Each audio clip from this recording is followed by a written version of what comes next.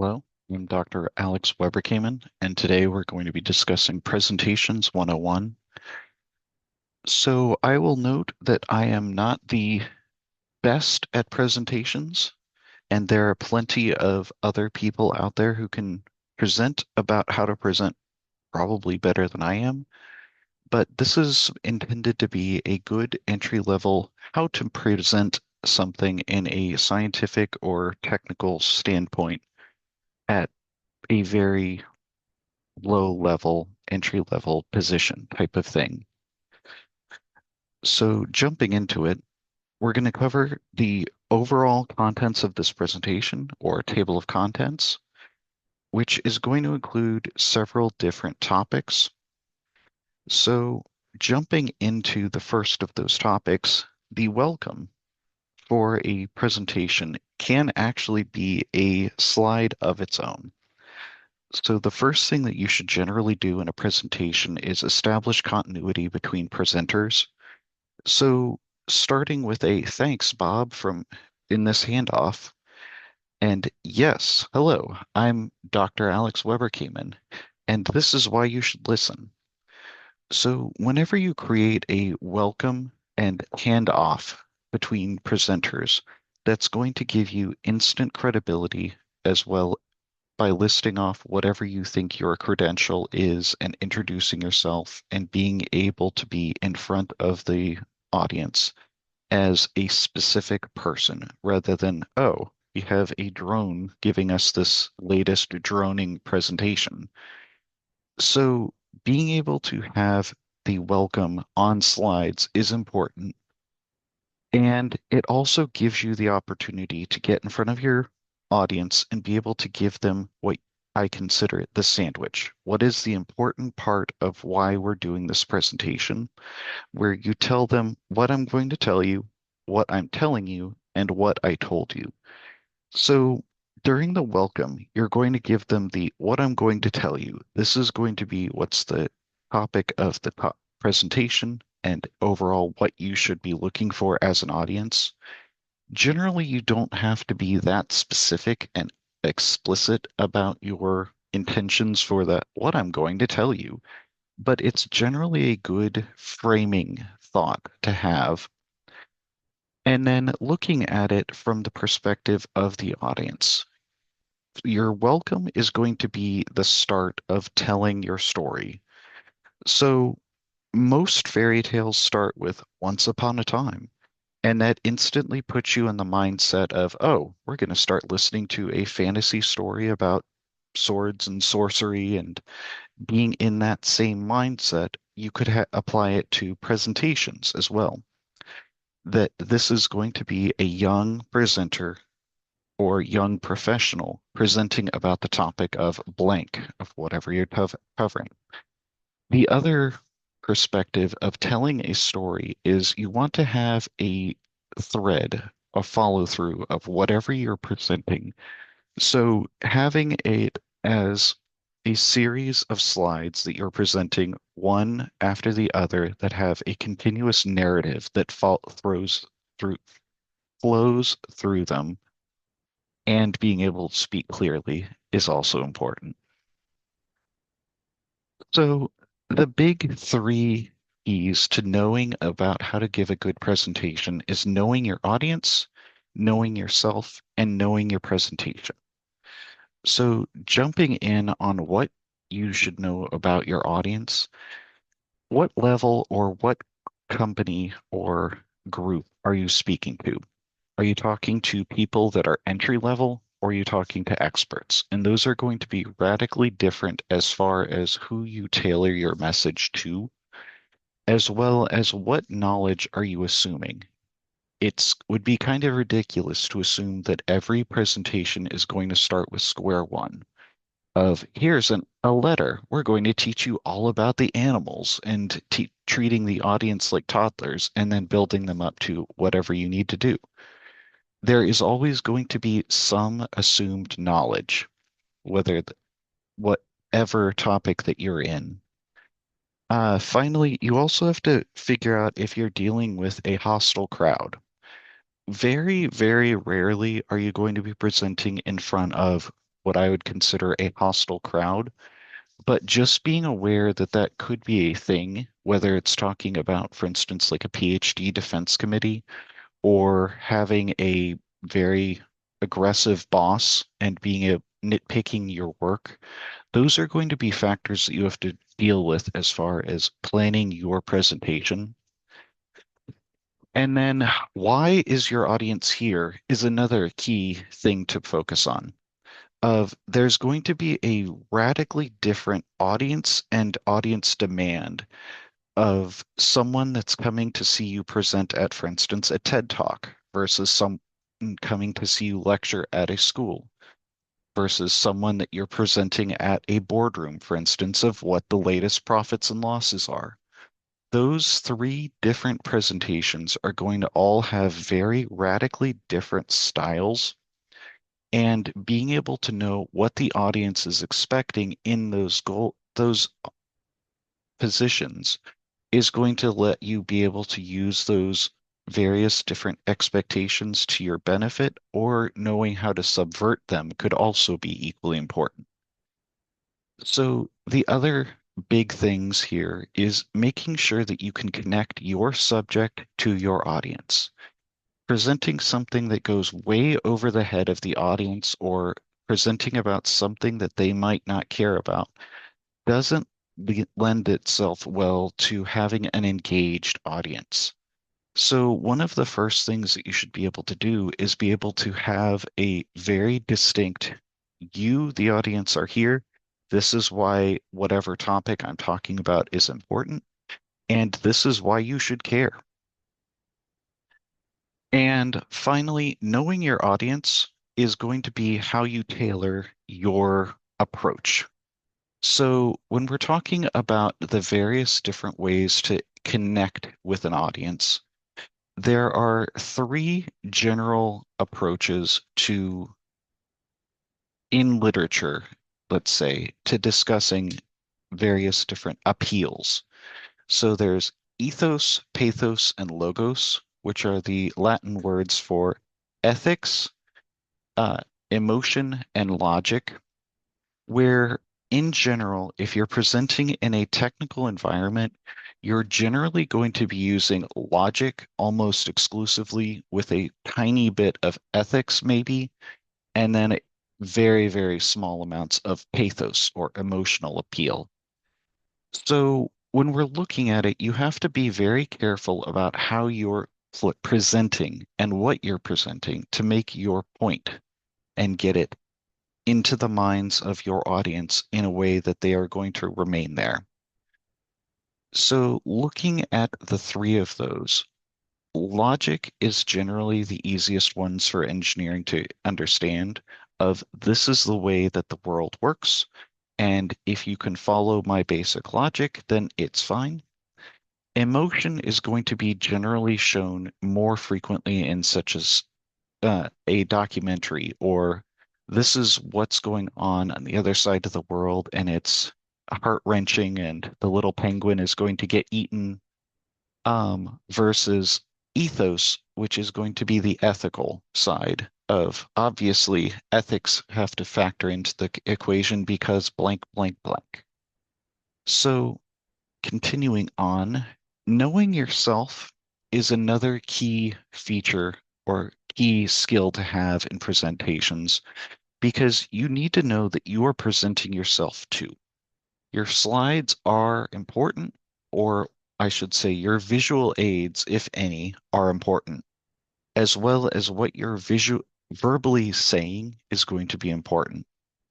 But you yourself are a visual cue. So knowing what you are doing is going to be important as far as where are your hands? What are you doing with your body? Are you wiggling? Are you motioning around? And just being able to stand still is a key skill in presenting. Uh, Adding to that, knowing what to do with your hands is important from the perspective of, do you use your hands to gesticulate and talk with your hands? Or are you using your hands to gesture towards your slides and identify this is a key important part? The other bits of knowing yourself is that your slides are not a script. If you have as enough words on the slide that you can read it and have, frankly, an entire narrative on your slide, it's probably too thorough.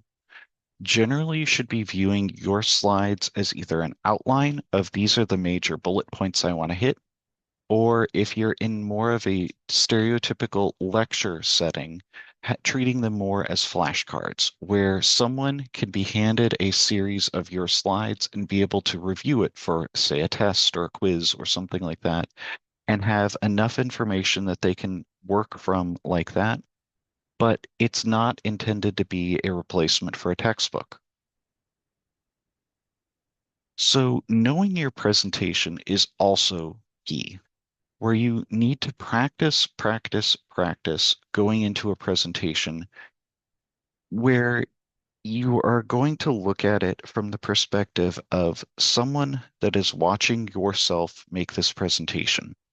So when I was trained as far as presentations, one of the things that was taught to me was the mumble method. Essentially, your first step of making a presentation should be talking to yourself or reading your slides and what you're going to be saying as you do them. So that's going to be a quiet, practiced presentation, not necessarily with a timer running, but just being able to talk quietly to yourself of, oh, this is ridiculous, or those make sense, etc. And then that would follow on with practice in front of an audience. If you've got any friendly folks that will lend you an ear, in front of a mirror, or in front of a camera. So working in front of a camera, especially if you're recording yourself, will lead you to observe a lot of different behaviors that you would otherwise probably miss. So getting into the YouTube game has really opened my eyes to how many times I say or stutter or various other weird tics. So going into a presentation, being able to identify those beforehand is very useful because that means that you can work around them. Likewise, if you're working with an audience, someone else's unique perspective on your presentation might make you aware of where they might have a gap in knowledge. Of you can assume that, oh, we're going into this presentation and we've obviously covered blank, but they might not make that same connection, or they might not make it as clearly as you, which you'll remember you are the subject matter expert on this presentation. So someone coming in and listening to you might not have the same background that you do or that you expect. So getting into the actual practice like you play, once you've done your presentation a couple times in front of yourself alone or in front of an audience, etc., practice like you play. Do a presentation with a timer running for whatever time that you are looking to hit as far as your presentation, and generally target about 1 minute per slide. That's a pretty good rule of thumb as far as presentations and lectures, but obviously that's going to change dramatically depending on what the contents of your slide are, as well as what you're wanting to discuss. Something that's going to be a lot more detail can be a lot longer, but generally just keep in mind if you're going beyond about 1 minute per slide, you probably have too much information on a single slide and you should probably break it up. So continuing on with the major skills of presenting, we're going to discuss some general things that you are not or things that you should not do. So, number one, you're not a comedian. The party line that I was taught about presentations and looking into this as a young professional is that it was repeatedly drilled into me that you should not make jokes. My recommendations are that you should use jokes sparingly depending on the audience. So obviously, if you're giving the officiating a wedding, let's say, it would not be appropriate for you to make jokes about the bride and groom. But making a wine and dining speech at the reception afterwards absolutely makes jokes. So knowing why your audience is here, if it's a very serious technical presentation, obviously don't do jokes. And knowing that they are here for a specific goal in mind. However, there are some exceptions where, assuming the audience and the presentation are okay with it, type of things, jokes can be used to break up topics or to underscore important points. One of the things that will stick out to your audience and that will probably stick in their mind so that they can mull it over is usually a joke, because usually jokes tend to have a ingrained sense of logic and a moral to them. So, long story short, jokes maybe, but probably not. Likewise, you're not an artiste. Whenever we're looking at presentations, I highly recommend going for simplicity as best. So when we're looking at a presentation, you need to make sure your text size is large enough that someone at the back of your room can read every word on your slide, which generally you don't want to go below about a size 20 point font. And also limit the number of items that you have on your slide. So what I mean by items are frankly varied. If you're using a plot, I've heard that going into a plot and having an axis label and an axis like bar are going to be a different item each. That seems a little bit overly specific to me, but generally look for groups on your slide. So for instance, on this slide now, there's the title and then 5 different bullet points along with a header. And that's going to be generally about the number that you're targeting. So I've got 6 on this slide, and only show what's necessary. Something that unfortunately I've seen a lot of young presenters making this mistake is looking at having a very gorgeous, beautiful slide and using one of the built-in presentation slides on PowerPoint that has all of these colors and distracting patterns on it. Honestly, just go with showing what is only necessary and what supports your presentation. So in this case, I'm using a standard template where I've got a bar at the top and bottom to show that there is a enforced white space at the top and bottom. But beyond that, I'm not really using any stylistic, let's say, design to this slide other than the words. And then something that will sit with your audience, even if it doesn't necessarily register with the audience, is the use of consistent formatting. So I intentionally dropped the consistent formatting out of the left column, even though I had plenty of space to put it there, just to make this point of if you're going to deviate from formatting, have a reason to do it. Don't just, in my case, put a second column on for no apparent reason. Likewise, looking at the use of colors and shapes on your slides is going to be key.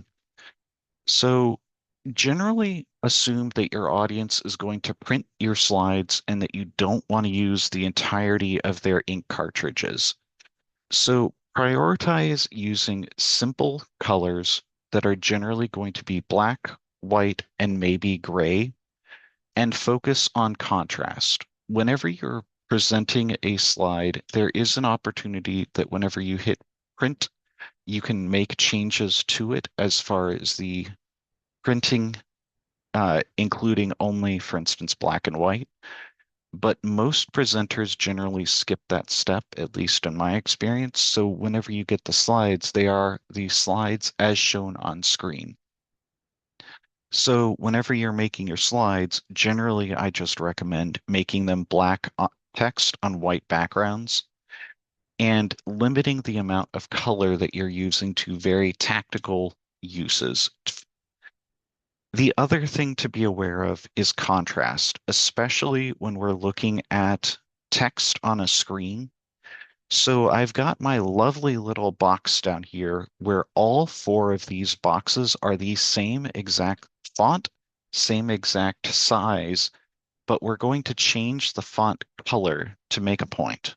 Where you can see the white on black is very good as far as visibility, but you can also see that there's kind of a visual ghosting effect where the white text appears a little bit larger and puffier than it actually is, versus the black on white is going to be better than white on black background because you're going to have a lot better or more efficient, I should say, use of your ink in your printers or just showing it on screen.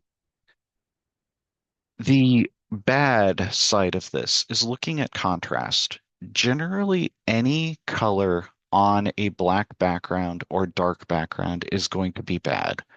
So in this case, I'm highlighting that blue on a black background is bad because the contrast, if you're looking at this as a computer screen, probably is okay that you can read it, but looking at it from the perspective of someone at the back of a room trying to look at a projection screen is bad. Looking at the bottom right of yellow on white is even worse because frankly, it makes my eyes hurt and I'm looking at a computer screen right now. So generally try and limit yourself in color to black, white, and gray with some use of color to underscore your point if necessary. And then something else that we need to consider in this day and age is that you are probably going to have people in your audience that are visually impaired, where I'm not just saying basically we have people that are nearsighted or farsighted, but you could have people that are colorblind, where you might have differences as far as being able to tell the contrast between red and green or the various other types of color blindness, or being able to look at it on a printout. It might not be clear if you have a very colorful plot that someone has printed out in black, white, and gray style. So one of my recommendations, especially with regards to making a plot for your presentation, is instead of relying on just color bars to identify the difference in your various different trends, is have different shapes or patterns in addition to or instead of color. And be aware that you're going to try and limit the number of plots that you're showing and the number of trend lines on those plots to only what is important. All right, harsh truth, harsh reality time. You're not a cinematographer. Whenever you sit down and start working with PowerPoint and in general most presentation software, you're going to have the repeated temptation to go in and have a lot of animations, a lot of zooming in, zooming out, all of these different pictures, slides, sounds, videos, etc. Generally, I highly recommend not doing any of those, the multimedia, various different things. Especially with regards to videos, if you turn a video on a slide, your audience is immediately going to tune out. So if you're going to use a video during a presentation, I recommend using it very tactically for a very short amount of time and not in a way, don't use it in a way that you intend to speak over it. So what I'm meaning about that essentially is if you use a video, play a short video and shut up during it. The other thing that I'm very strongly against in presentations is the use of sounds. There are very few times that I can think of that a technical presentation is supported by the use of sounds, especially with the various different typewriter sounds and gunshots and whatever else default sounds are built into PowerPoint. Frankly, I don't see a point behind it, and generally they're only distracting. Likewise, there's going to be the temptation to use animations to go hog wild of having all of your text flying in or exploding onto the screen or things like that.